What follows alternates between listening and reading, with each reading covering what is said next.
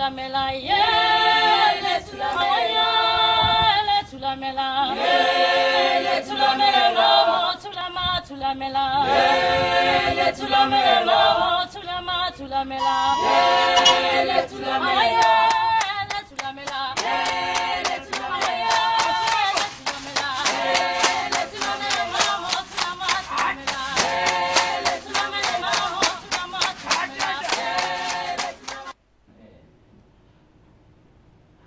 Bonsoir une fois de plus, chers téléspectateurs. Vous êtes sur Femmes d'Afrique.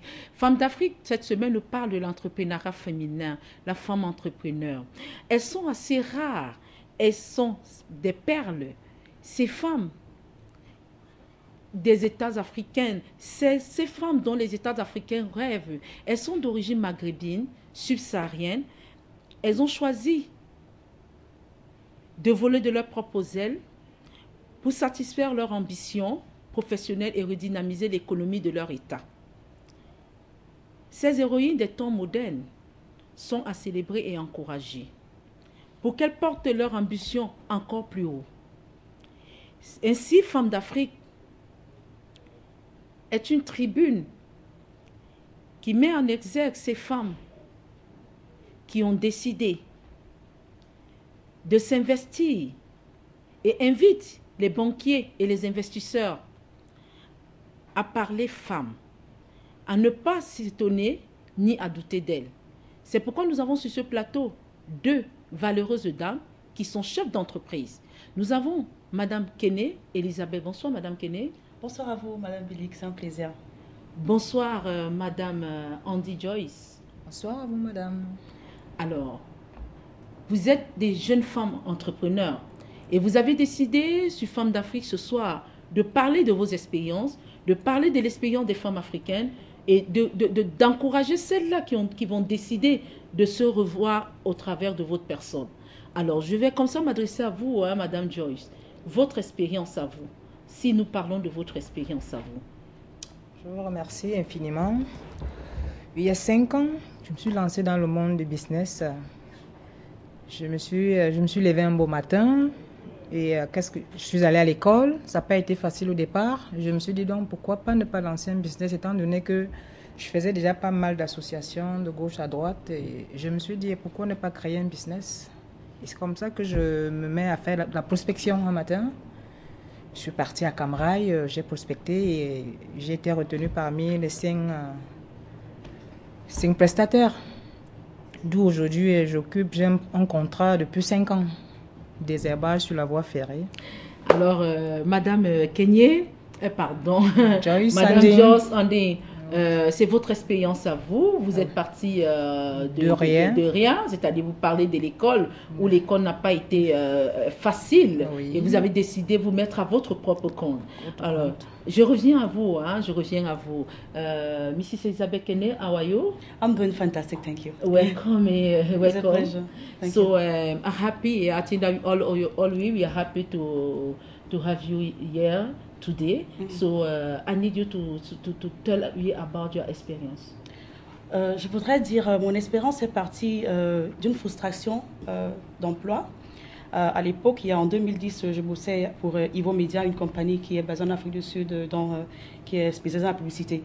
Alors, j'avais besoin d'un changement. Je voudrais opérer un changement pour moi. J'ai pensé à l'avenir et je me suis dit, comment est-ce que je vois mon avenir dans 5 ans, dans 10 ans?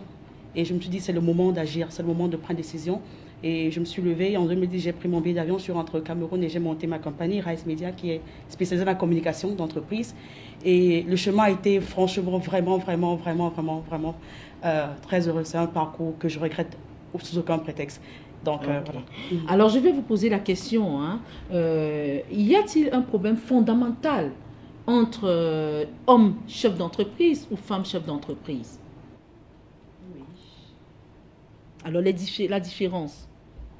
Vous savez, déjà, la femme occupe déjà une place assez importante dans le monde de business. Déjà, moi, je prends mon exemple. Quand je vais dans une société ou je me déplace, je vais n'importe où, je me dis, parfois quand j'arrive, j'ai comme l'impression que ça ne va pas. On se dit, j'ai pas de place ici. On se dit, bon, voilà, celle-là, Elle ne sait même pas dire bonjour, elle ne sait même pas s'exprimer. Pourquoi avoir un tel contrat avec tant de millions? Donc aujourd'hui, je suis frustrée et je me rends compte que c'est comme si je n'ai pas la place qu'il me faut aujourd'hui au niveau de mon business. Mais néanmoins, je me dis, en tant que femme, mère au foyer, j'essaie un peu de me mettre à la hauteur de toutes ces frustrations. J'essaie un peu de faire avec, je me dis... Alors, où est-ce que vous situez la différence entre vous, femme chef d'entreprise, et un homme chef d'entreprise? La différence, déjà, je me dis...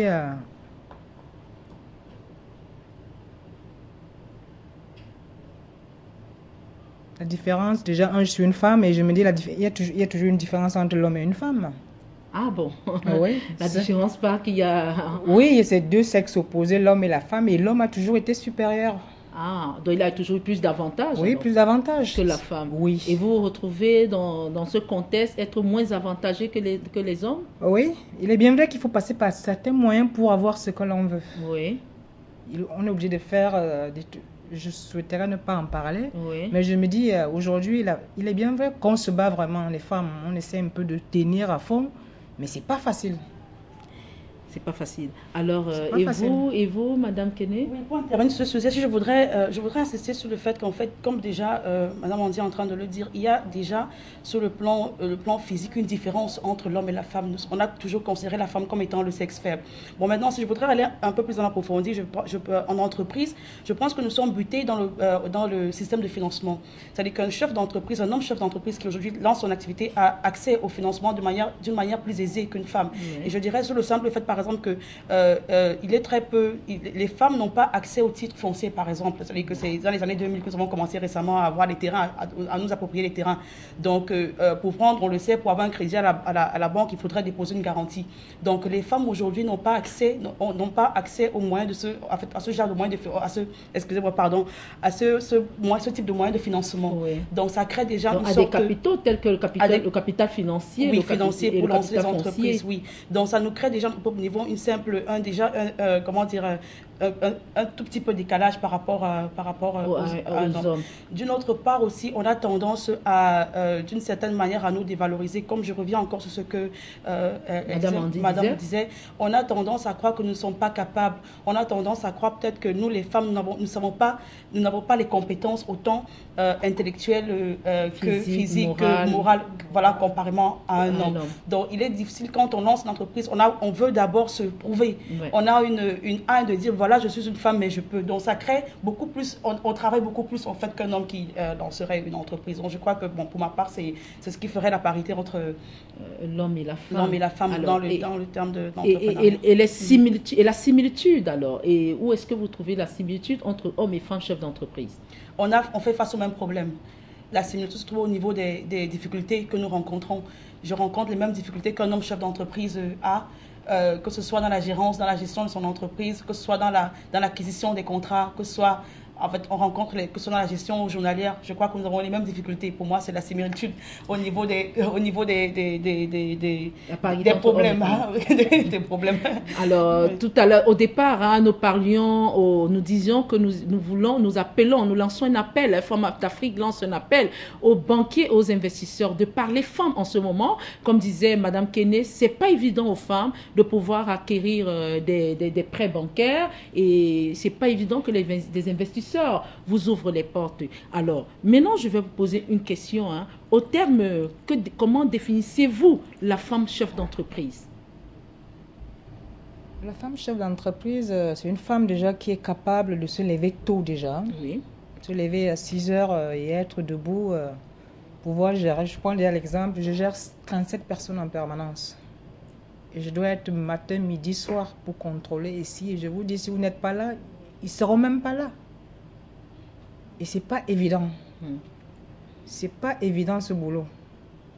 Il faut être là 6 heures, 7 heures, 8 heures, 9 heures, 10 heures.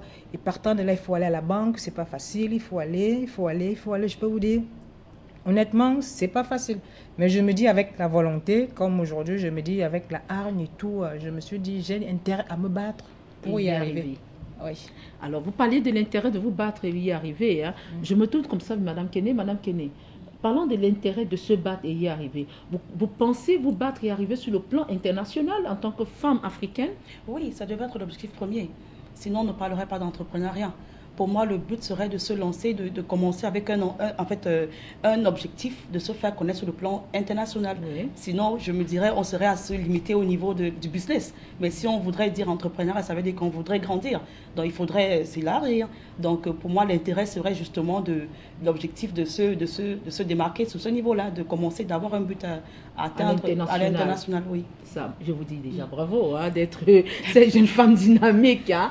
Comme nous le dit le leitmotiv de Femmes d'Afrique, c'est pour une Afrique nouvelle, dynamique et prospère. Les femmes sont en synergie avec les hommes et non en concurrence avec les hommes. Je crois que vous êtes d'accord avec le leitmotiv de Femmes d'Afrique. Oui, tout à fait. Hein, tout à fait. Et c'est très noble d'avoir un plateau de ce genre qui permet aux femmes de s'exprimer. Oui. Typiquement pour les femmes, donc vraiment c'est une initiative vraiment noble. Ah non, nous disons merci à Afrique Média. Afrique Média, nous disons merci vraiment à Afrique Média qui pense à promouvoir la femme entrepreneur. Donc, et la femme entrepreneur, femme d'Afrique surtout. Surtout, oui.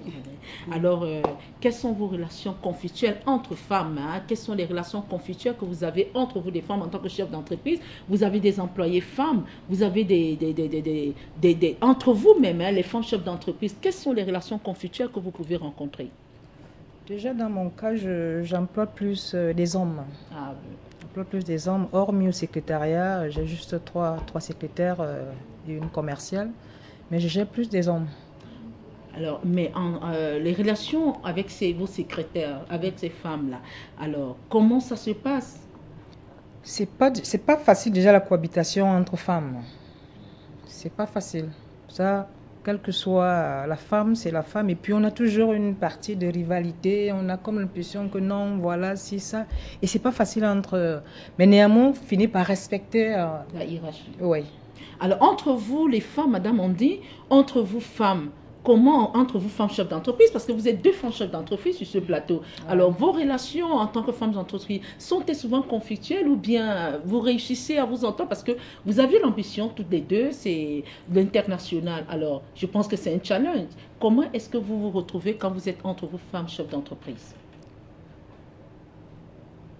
Parfois, on se retrouve. Il est bien vrai quand même que tout d'un coup, il est difficile de dialoguer déjà entre femmes.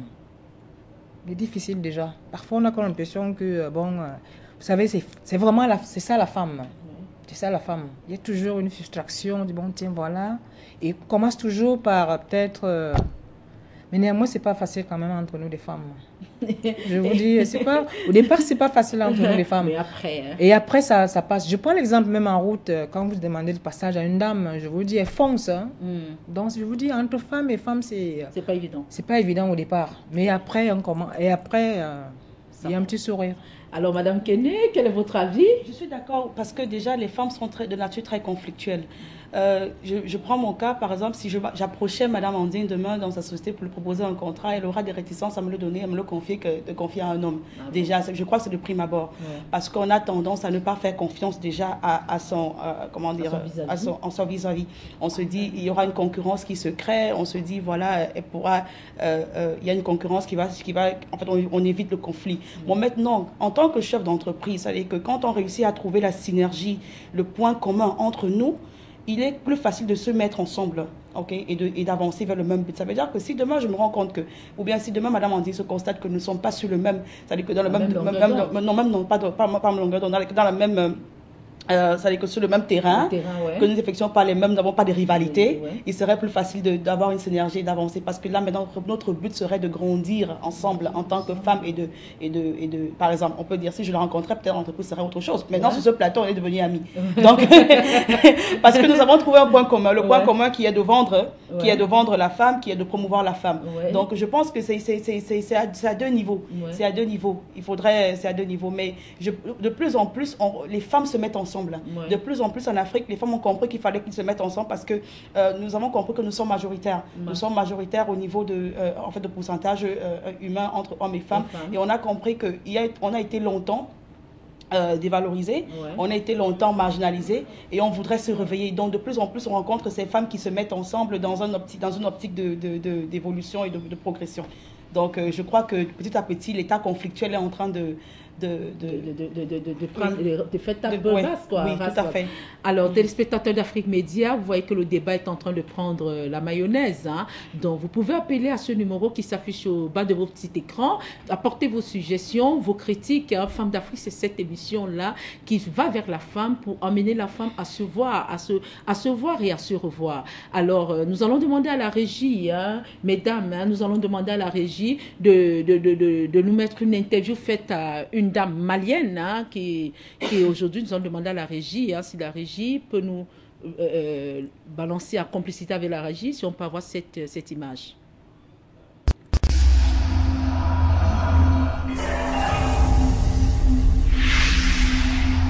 Au Togo, les femmes représentent 62,5% de la population active. Commerçantes pour la plupart, on les retrouve peu dans le secteur formel. Seuls 6% d'entre elles travaillent dans l'administration. Mais...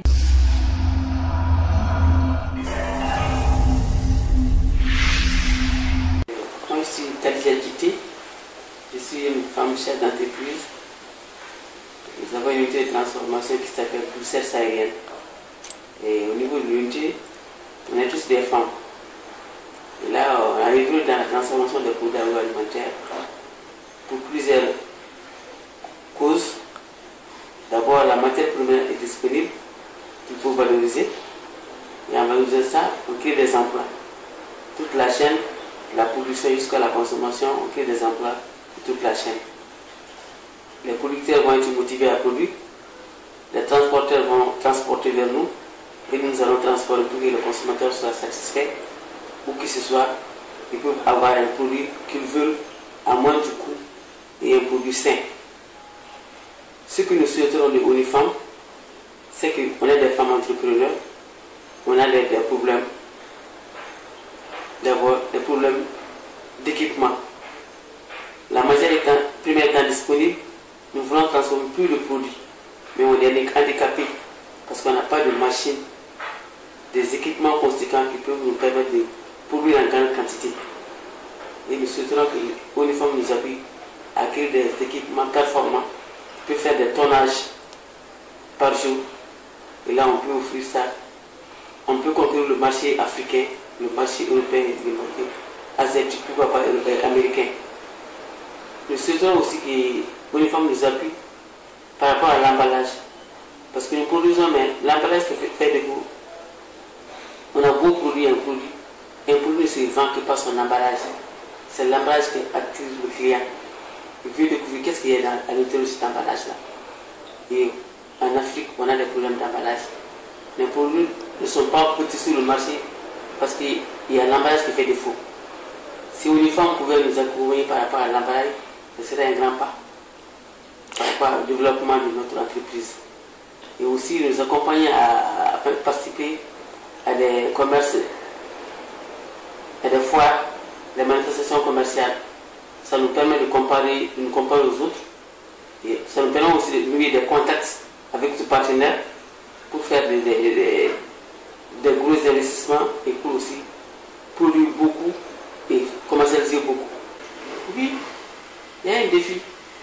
Parce qu'actuellement au Mali, il y a beaucoup de partenaires qui sont retirés, mais on remercie le bon Dieu, Unifam est là pour soutenir la femme. Et là, c'est le défi que Unifam a engagé, elle continue à le faire. Ce défi, il faut qu'on lève ce défi par rapport à nous-mêmes, il faut qu'on arrive à se nourrir. Il faut qu'on arrive à nourrir nos populations, nos enfants, nos producteurs. Il faut qu'on arrive à consommer les produits sains fabriqués au Mali, même s'il y a la crise.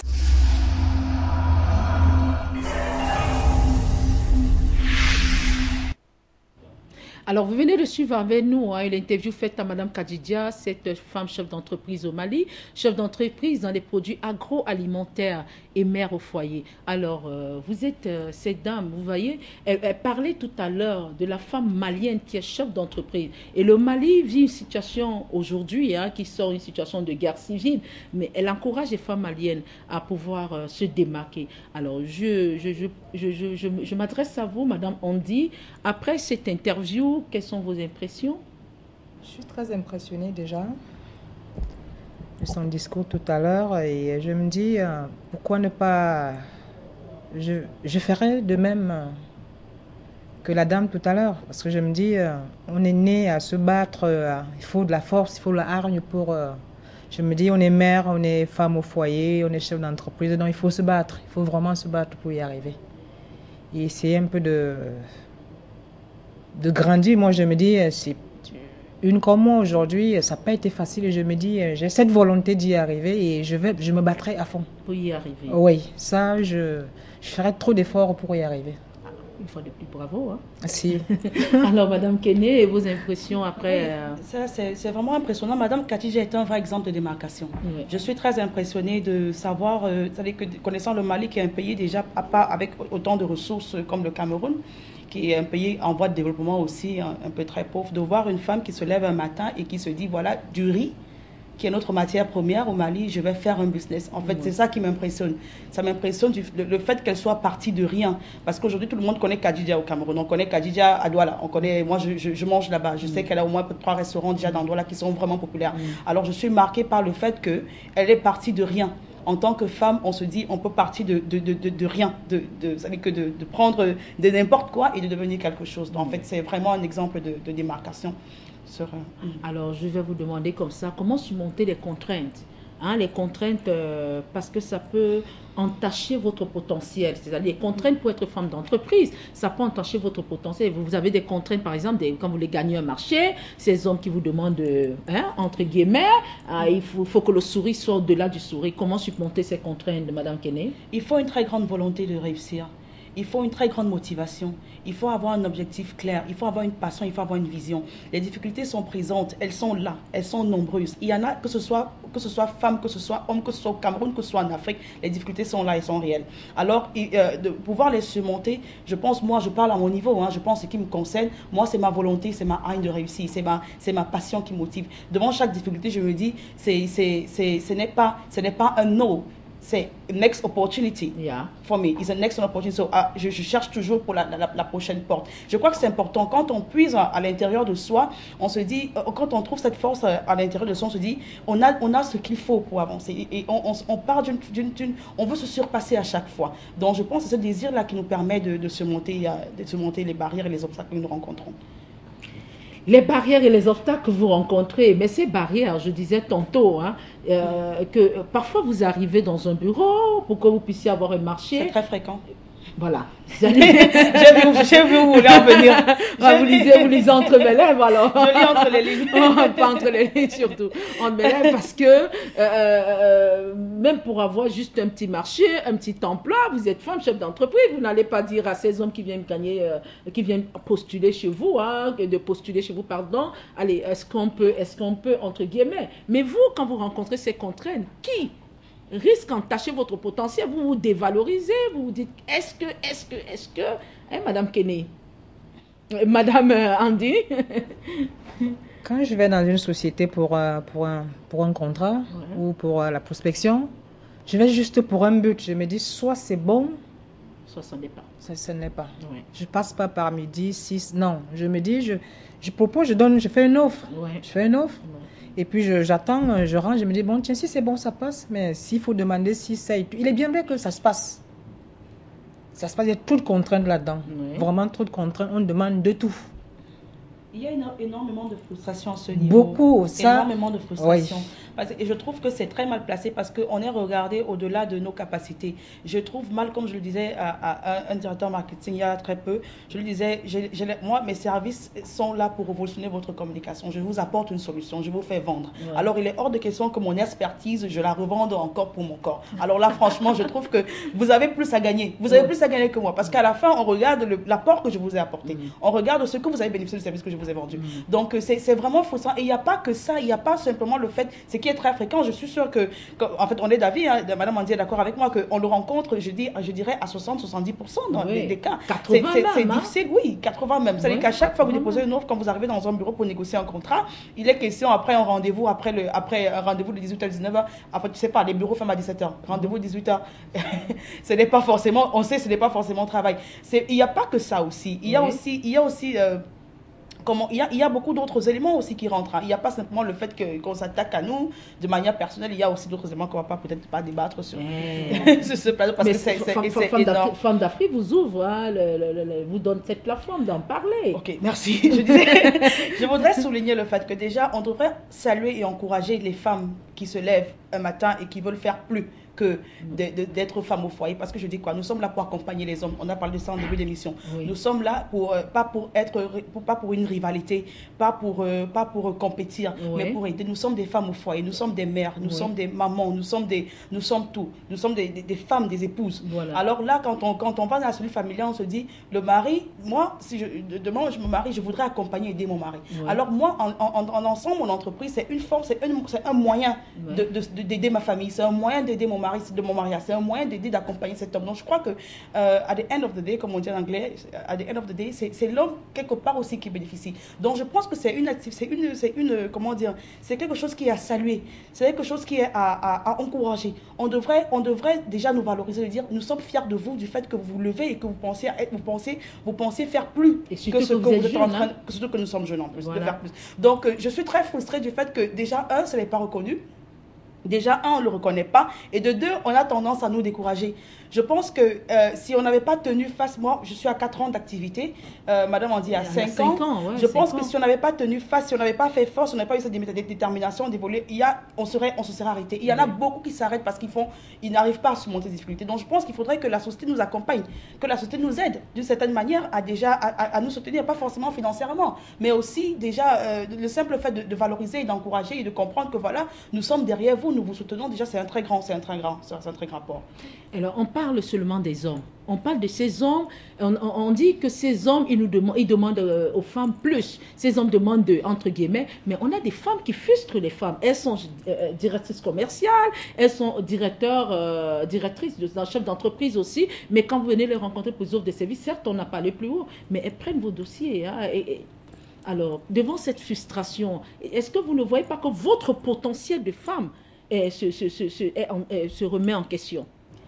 Raison pour laquelle je le disais tout à l'heure, entre nous femmes, déjà, ça ne passe pas déjà. Oui. Ça ne passe pas. Quand vous arrivez dans un bureau, vous trouvez une jeune dame qui a votre âge et tout. Parfois, vous lui dites un bonjour, on ne vous répond même pas. Hein. Si, par moment. Ça refroidit. Hein. Oui. Ça refroidit normalement. Elle vous regarde de la coiffeur.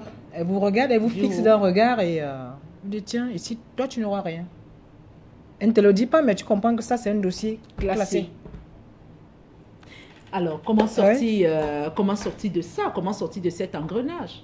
Je crois qu'il faudrait simplifier les choses.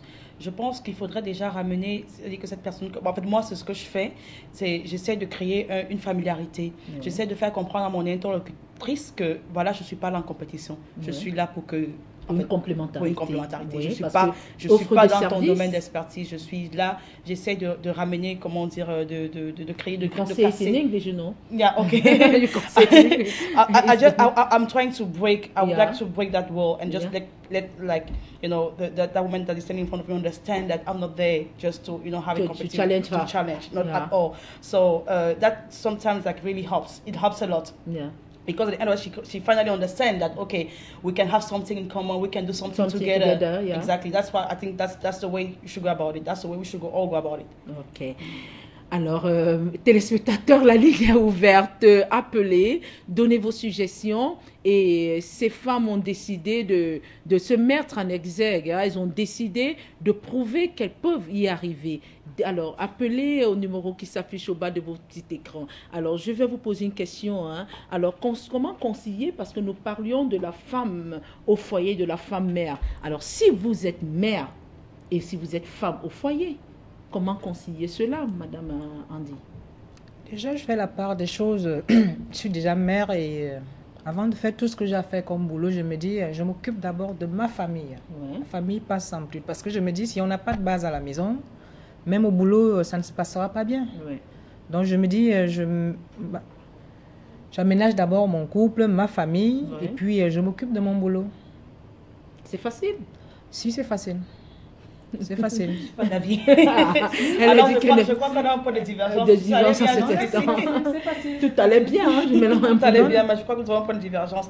Je pense que déjà, ce n'est pas évident de concilier les deux. Bon, à mon point d'avis, hein, à mon humble point d'avis, ce n'est pas évident de concilier les deux en tant que... il faut faire la part des choses d'abord de un. Oui. Et je me dis, il faudrait avoir des priorités. C'est quoi la priorité? La priorité, quand même, on le sait, la famille est la base. La famille est la base de la société. C'est ça qui est fondamental. Donc, mais je crois qu'à un moment donné, il faut faire des sacrifices. Ok, il faudrait choisir qu'est-ce que je voudrais atteindre. C'est quoi? C'est ma famille ou bien c'est ma carrière? Je crois qu'à un moment donné de la vie, on fait le choix. Bon, concilier les deux, pour moi, je le pense un peu difficile. Je le trouve, il y a des fois, je le pense un peu difficile, hein, en fait, en ce qui me concerne. Parce que... c'est votre point de vue. Oui, hein. c'est mon point de vue. Allez-y. Parce que être femme, chef d'entreprise, c'est vraiment difficile. Nous avons plus de difficultés que les hommes rencontrent. Et joindre, c'est-à-dire que faire face aux difficultés, comme je vais rejoindre, j'aime beaucoup ce que Mme Andy tout à l'heure, elle a dit en début d'émission, c'est pas évident, on se lève tôt le matin à 5h, il faut être au boulot à 7h30, il faut gérer les personnels, il faut aller à la banque, il faut gérer les couacs, il faut gérer les imprévus, il faut. Il y a des jours, je ferme le boulot à 21h, c'est le cas hier. Je suis rentrée chez moi hier à 21h30. Alors parfois, je me demande comment est-ce que on rentre à 28h, j'imagine s'il y avait des enfants qui criaient, s'il fallait donner du pain aux enfants, s'il fallait. Moi, je le trouve vraiment difficile. Moi, je me dis, il faudrait qu'on se donne le choix. On se dit, ok, la priorité serait de faire quoi? On commence d'abord, peut-être on se fait une petite carrière et puis après on a le temps de penser à la famille. Moi, c'est ce que je pense. Concilier les deux. Alors là, le temps de se faire une carrière et après penser à la famille, est-ce que vous ne trouvez pas que c'est... Parce que le temps de vous faire une carrière, on dit souvent chez nous en Afrique que le temps passe.